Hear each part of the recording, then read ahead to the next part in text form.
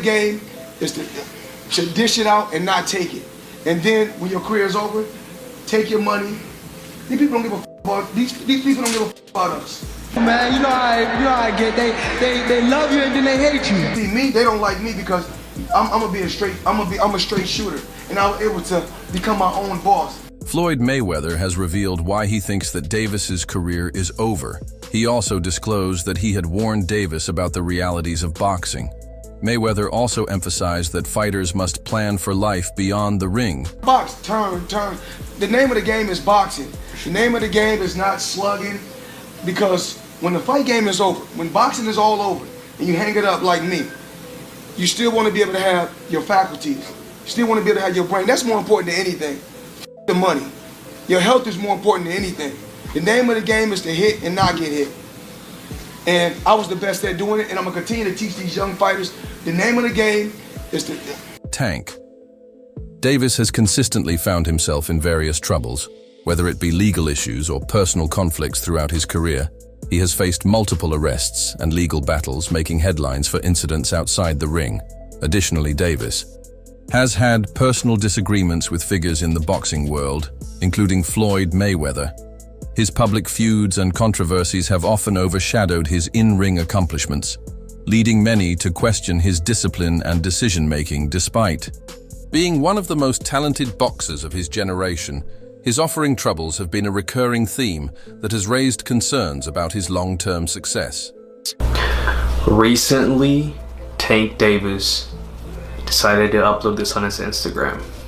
Not sure what's wrong with Tank Davis. I don't know what legal issues he's having because he has a hearing close.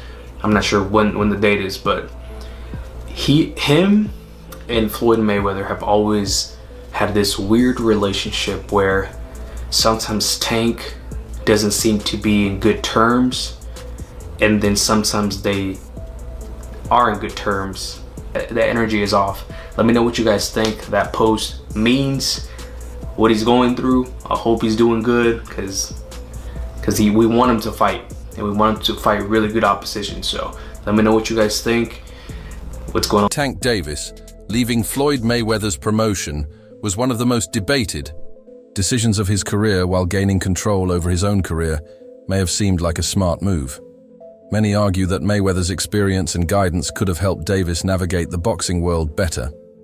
Mayweather, being a legend of the sport, understood the business side of boxing and had successfully built his empire. You know, so I don't want Tank to necessarily leave Mayweather.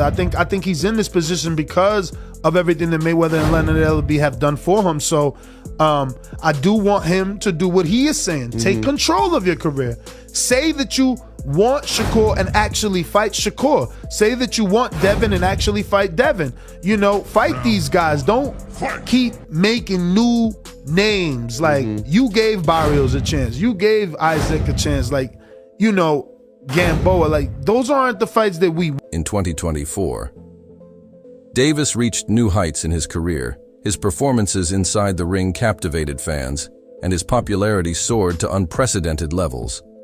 He was considered one of the most dominant fighters in his division, with an unbeaten record that solidified his position as a top-tier boxer.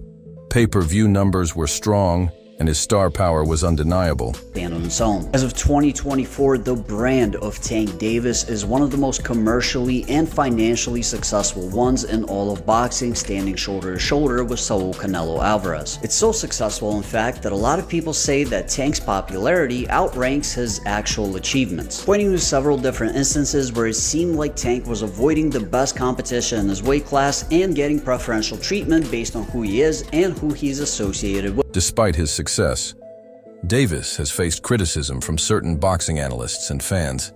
Some argue that he is overrated, especially among casual fans who may not fully understand the technical aspects of the sport. His knockout power and flashy style have drawn admiration. But skeptics point out that he has not consistently faced the best competition in his division. Many believe that his record is impressive on paper, but lacks true challenges against top-tier opponents, making his dominance somewhat misleading. He said Tank, he's still on the air? He said Tank is... Hey, yo, they did Max Kellerman dirty for real, but go ahead, bro. He said Tank is overrated by people that don't know boxing, and he's underrated by people that do know boxing. And what he That's meant, boss. What he meant by that That's is boss. that- I agree with that. What he meant by that is that if you don't know boxing, you don't know who's Major criticism surrounding Davis is the quality of his opponent's analysts suggests that his team has carefully selected fights that favor him, avoiding the most dangerous competitors. While this is a common strategy in boxing to protect a fighter's marketability, it has led to questions about whether Davis is truly being tested at the highest level. Fans have been eager to see him take on tougher matchup, but so far many believe his resume lacks defining wins against the best fighters in his division. Gervonta Tank Davis is one of the most overrated fighters in the sport of boxing right now, and not because of his skills, but because of his resume, and resume does matter. In my opinion, he's a victim of what I call Terrence Crawford syndrome, where you have a really bad promoter who only wants you to fight in promotion fighters who you know that they can 100% beat. If Tank Davis wants to be great, he's going to have to fight one of the other champions in the two divisions that he fights in, 135 pounds and 140 pounds. I'm going to list off all the champions in those divisions and tell you if I think he can beat them or not. So first we got the only other full champion in 135 pounds, Shakur Stevenson. If they fought, I think Tank has a good chance of maybe knocking him out in the later rounds. But if I had to bet my house on it, I would say Shakur Stevenson would beat him in a close decision, and it would end up probably being a boring fight. But I think Shakur has the skills to beat Tank Davis over a long 12-round fight. Now we have Subriel Matias, who's a scary Terminator-like fighter who gives up the early rounds to come on later and drown you in the later rounds. But he's very stiff and he doesn't have very good footwork at all. I think Tank Davis will probably, box his face off for most of the 12 rounds. There might be some trouble in the late rounds, but if Tank can stay out of trouble, I think this is one of the few champions that he would beat, but I don't think he would fight him. After his fight against Lamont Roach Davis faced intense criticism for not securing a knockout. Roach moved up in weight to fight Davis, and many expected Tank to dominate him. However, the fact that Roach was able to go the distance and make the fight competitive raised doubts about Davis's performance. Critics pointed out that a true elite fighter should have been able to stop a smaller opponent. And this fight exposed some weaknesses in Davis's abilities. Interview 8. Ryan Garcia, a fellow lightweight star, weighed in on Davis's controversial 9th-round moment against Lamont Roach. Garcia argued that Davis taking a knee should have been ruled a knockdown as per boxing rules. His comments added more fuel to the debate over the fight's officiating and whether Davis benefited from a favorable ruling. This incident further intensified the demand for a rematch, with many believing that the fight's result was influenced by questionable judgment. Calls. Interview 9. For me, Tank Davis fighting a minus 1600 as your main event odds is crazy to me, dude. That's crazy. That underdog lived up to the hype. He ended up, overperforming. Lamont Roach, credit to him, all this other stuff. And it took some politics to keep Davis as champion.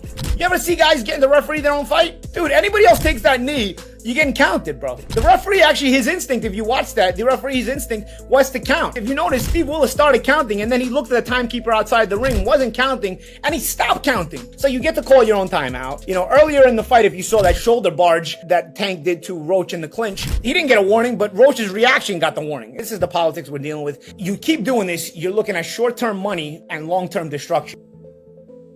Following his fight against Roach, many fans began to question whether Davis is as skilled as he is often portrayed. Seeing a relatively lesser-known fighter challenge him raised concerns about his preparedness and ability to handle top competition. Fans expected him to dominate, but instead, they witnessed a competitive fight that exposed possible weaknesses in Davis's game. Interview 10. During his fight against Roach, Davis was seen shouting at his coach, Calvin Ford. The knockdown with Tank. That was a knockdown, without a doubt. You can't spin it no other way. It's too clear.